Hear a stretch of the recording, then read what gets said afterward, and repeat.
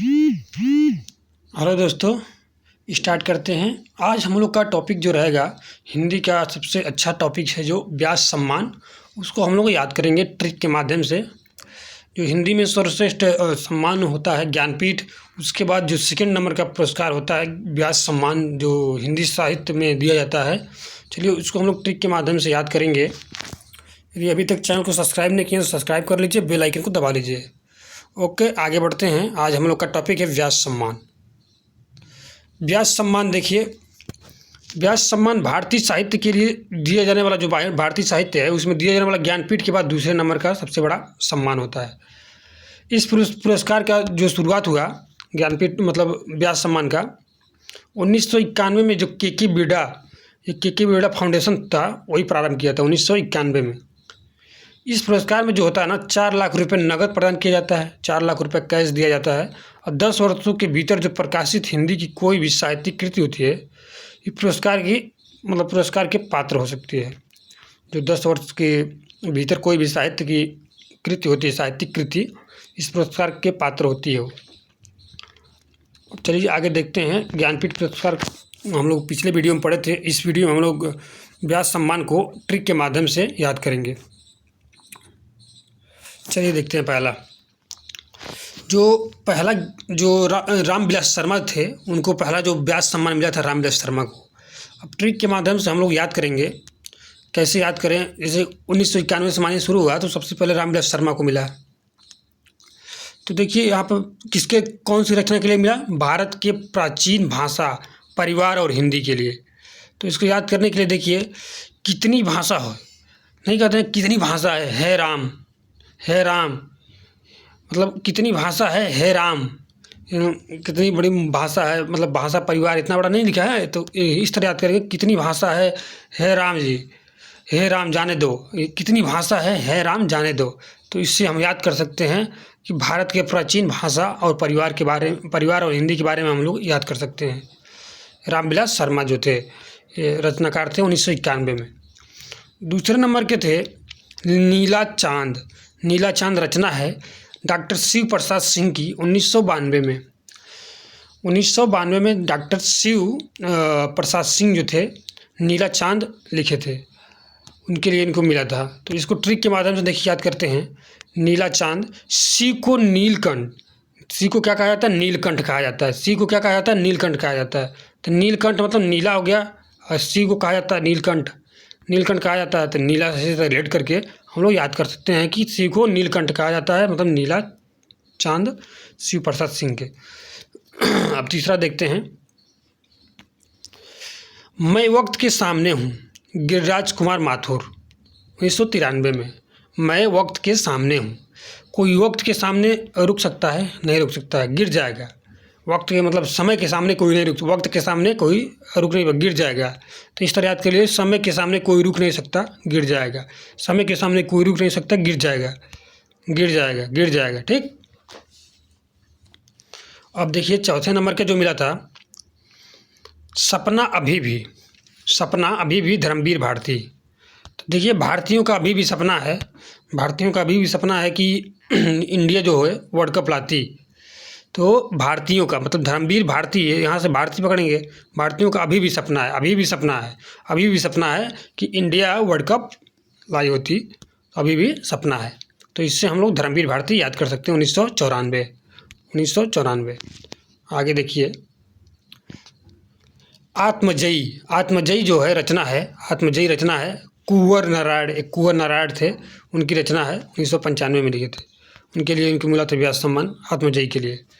अब देखिए, एक बाहुबली में नहीं कहते हैं जय कुंवर की नारा लगाते हैं। बाहुबली मूवी में जय कुंवर की नारा लगाते हैं, कुंवर की जय हो, इस तरह लगाते हैं ना। तो जय यहाँ से आ गया, कुंवर की जय हो, इस तरह करिए तो कुंवर नारायण होगा आपका 1995 में। कुंवर की जय हो, बाहुबली में मूवी में कहते हैं कुंवर की जय हो। ठीक है, तो कुंवर नारायण हो गया आत्मजयी के, उनके लिए मिला था उनको। चलिए देखते हैं आगे। हिंदी साहित्य और संवेदना का विकास, प्रोफेसर राम स्वरूप चतुर्वेदी। अब देखिए इसको ट्रिक बनाते हैं। हिंदी साहित्य का और संवेदना का विकास कौन कर सकता है? जो चतुर रहेगा वही करेगा। राम जो स्वरूप से चतुर रहेगा वही करेगा। चतुर आदमी ही हिंदी साहित्य और संवेदना का विकास कर सकता है, चतुर आदमी। तो इस तरह याद करिए, हिंदी साहित्य की संवेदना का विकास कौन करता है? जो चतुर है, चतुर हो है। तो 1996 में रामचंद्र चतुर्वेदी को मिला था।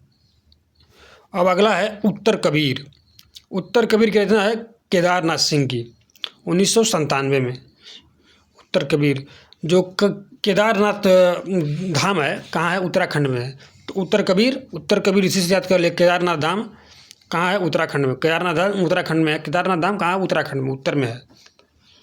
तो इसी से याद कर सकते हैं, रिलेट करके याद करिए। उत्तर कबीर, केदारनाथ धाम। अब देखिए नेक्स्ट है 5 आंगनों वाला घर। देखिए 5 आंगनों वाला घर गोविंद मिश्र की कृति है। तो 5 आंगनों वाला घर है, तो 5 आंगनों वाला घर है तो सब मिक्स हो गया है। 5 आंगन सब मिक्स हो गया है। तो 5 आंगनों वाला घर मिक्स हो गया है, इस तरह याद करिए। 5 आंगनों वाला घर मिक्स हो गया है। मिक्स मतलब गोविंद मिश्र की कृति है। गोविंद मिश्र की कृति है। 1998 में लिखे थे। जो मैं काटा हूँ ये इम्पॉर्टेंट उतना नहीं है, तभी इसको देख लेना है एक बार, ठीक। आगे देखते हैं। देखिए विश्रामपुर का संत, तो ये लिखे थे श्रीलाल शुक्ल की कृति है ये, 1999 में। श्रीलाल शुक्ल की कृति है 1999 में। तो विश्रामपुर, जो हम लोग विश्राम करते हैं तो विश्राम करके जब उठते हैं तो हम लोग का मुँह लाल हो जाता है, लाल होता है।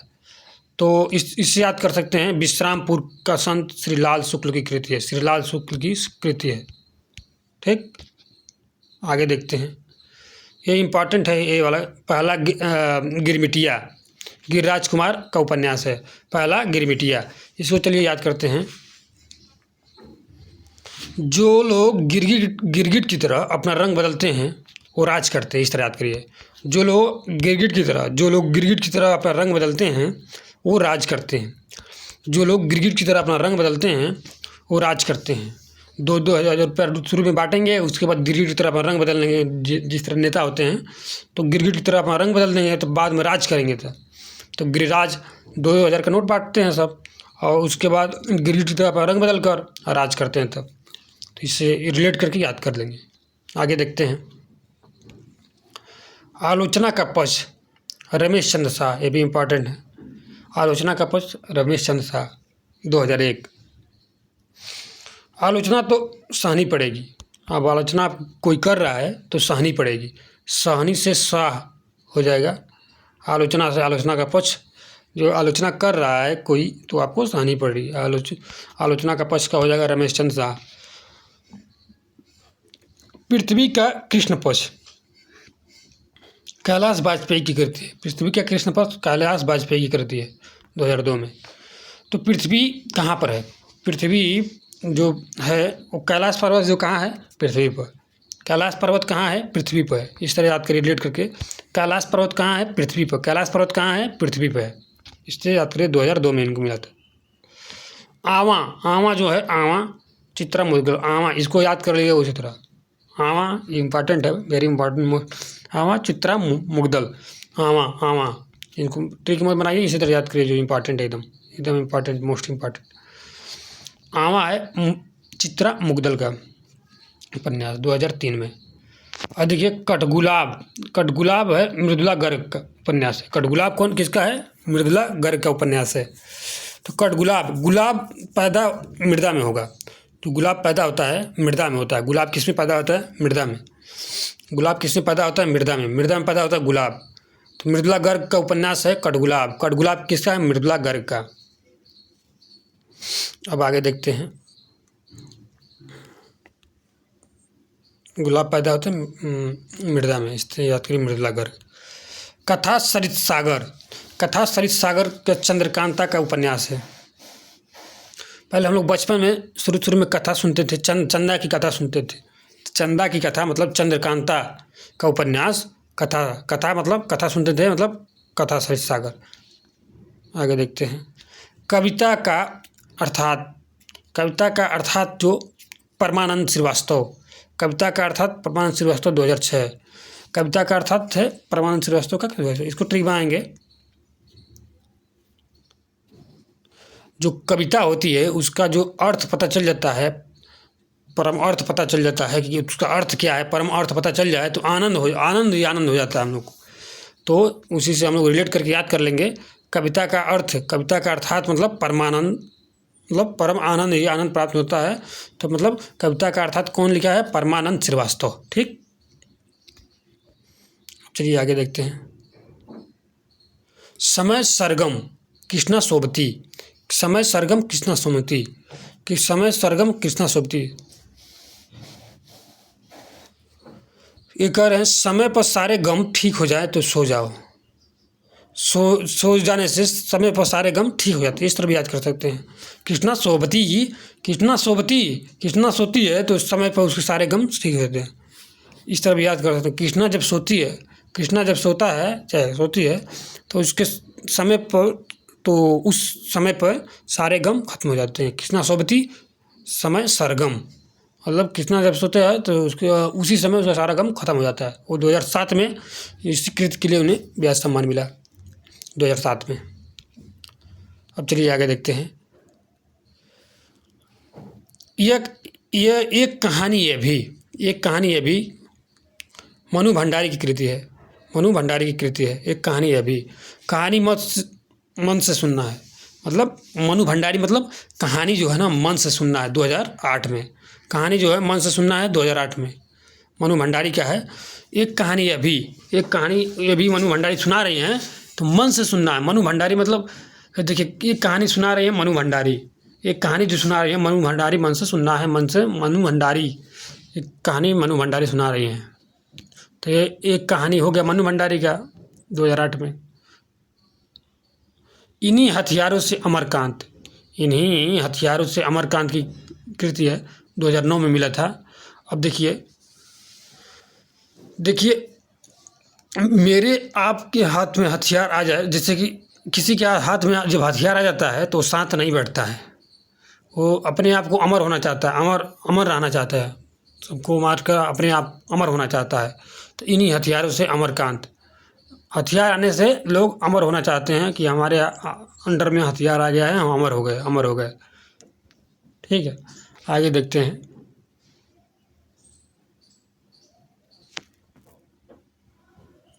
फिर भी कुछ रह जाएगा।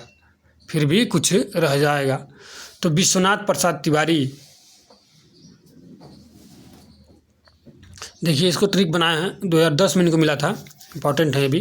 फिर भी कुछ रह जाएगा।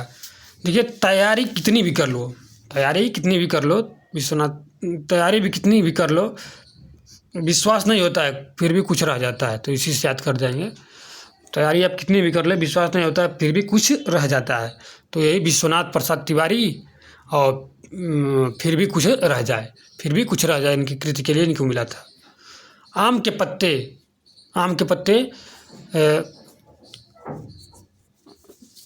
देखिए आम के पत्ते से जो पूजा होता है उसी से राम के दर्शन मिलते हैं। तो आम का जो पत्ता होता है, आम के पत्ते, रामदरस मिश्र कविता संग्रह के लिए 2011 में। तो जो आम का पत्ता होता है पूजा पाठ में उसका यूज होता है, तो उसी से राम के दर्शन मिलते हैं। रामदरस मिश्र जो दरस मिश्र थे उनको याद करेंगे 2011 में। देखिए न भूतो न भविष्यति, नरेंद्र कोहली न भूतो न भविष्य। 2012 में जो भूकंप आया था उसी समय नहीं कहा रहते थे 2012 में आई भूकंप, मतलब भूकंप जो आने वाला था, न भूत का पता था न भविष्य का पता था, कुछ पता ही नहीं था उस समय। तो कौन लिखा था? नरेंद्र कोहली। तो कोहली जो थे उसी समय, नरेंद्र कोहली, इनकी ये रचना है। अब आगे बढ़ते हैं।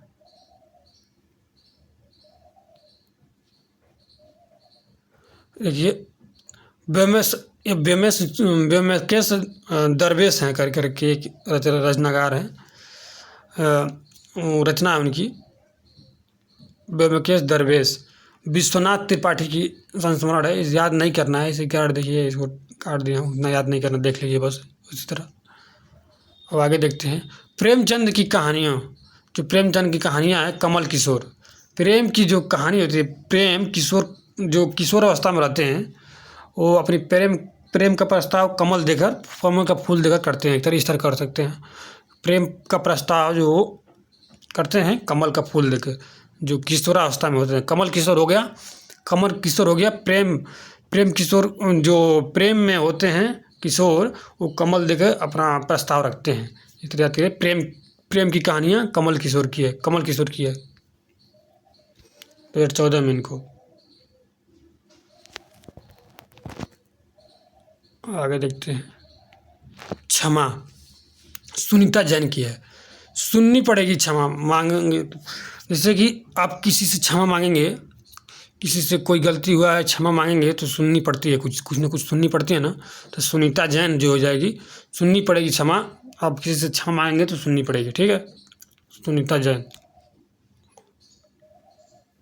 है देखिए काटना समी, जो समी का वृक्ष, काटना समी का वृक्ष सुरेंद्र वर्मा का।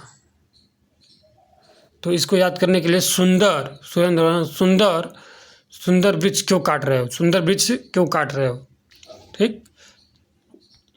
ये आपका ट्रिक हो गया, सुंदर वृक्ष क्यों काट रहे हो, इसी से रिलेट करके सुरेंद्र वर्मा वृक्ष क्यों काट रहे, काटना समी का वृक्ष, इसी से रिलेट करना पड़ेगा, ठीक। जितने लोग उतने प्रेम, श्री लालधर जुगड़ी। जो श्री लीलाधर जुगड़ी जो थे, जितने लोग उतने प्रेम, जितने लोग उतने प्रेम, श्री लीलाधर जुगड़ी। तो इसको याद करेंगे कि जितने लोग होते हैं, जितने लोग उतने ही प्रेम में, मतलब जितने लोग प्रेम करते हैं उतने ही प्रेम में लीला होती है। जितने लोग प्रेम करते हैं उतने ही प्रेम में लीला होती है। लीलाधर जुगड़ी 2018 में मिला था इनको। अब देखिए दुक्खम सुखम है ममता कालिया। दुक्खम सुखम में कौन साथ रहता है, ममता, मतलब ममता, कालिया मतलब माँ की ममता साथ रहती है। दुक्खम सुखम कालिया याद कर लीजिए इससे, ये तो यह भूलेगा आपको। 2017 में मिला था इनको। कागज की नाव, ये देखिए इंपॉर्टेंट ये भी है। कागज की नाव जो है नसीरा शर्मा की है। नसीरा शर्मा कागज की नाव है। जैसे कि देखिए 19 साल का एक लड़का है, वो कागज की नाव बना रहा है, तो उसके पिताजी का नाश कर दिया। कागज की नाव बना कर नाश कर दिया। जैसे 19 साल का एक लड़का है, वो कागज की नाव बना रहा है, तो उसके पिताजी कहते हैं नाश कर दिया, एकदम कागज की नाव बना के नाश कर दिया, कागज नाश कर दिया, इस तरह कहते हैं। 19 साल का एक लड़का है। नसीरा शर्मा हो गया कागज की नाव 2019 में। पाटलिपुत्र की सामग्री शरद पगारे। अरे इसको देखिए, शरद पगारे को याद करिए, पाटलिपुत्र की सामग्री। तो अब आगे देखते हैं इसका ट्रिक क्या है। जो शरद के समय जो होता है, जो शीत ऋतु का समय होता है, शीत ऋतु का, तो उस समय पाटलिपुत्र की सामग्री का एक पुत्र हुआ। पाटलिपुत्र की सामग्री का एक पुत्र हुआ 2020 में। शरद के समय में पाटलिपुत्र के सामग्री का एक पुत्र हुआ 2020 में। इस तरह इसको याद कर लेंगे, ठीक है। आगे देखते हैं महाबली नाटक किसका है, असगर वजाहत। महाबली नाटक असगर वजाहत। तो इसको हम लोग ट्रिक से याद करेंगे। देखिए अजगर महाबली होते हैं, जो अजगर सांप होते हैं, अजगर वो महाबली होते हैं। अजगर इससे असगर वजाहत का अजगर, महाबली नाटक, इसे रिलेट करके याद कर लेंगे। आगे देखते हैं पागल खाना व्यंग उपन्यास के डॉक्टर ज्ञान चतुर्वेदी।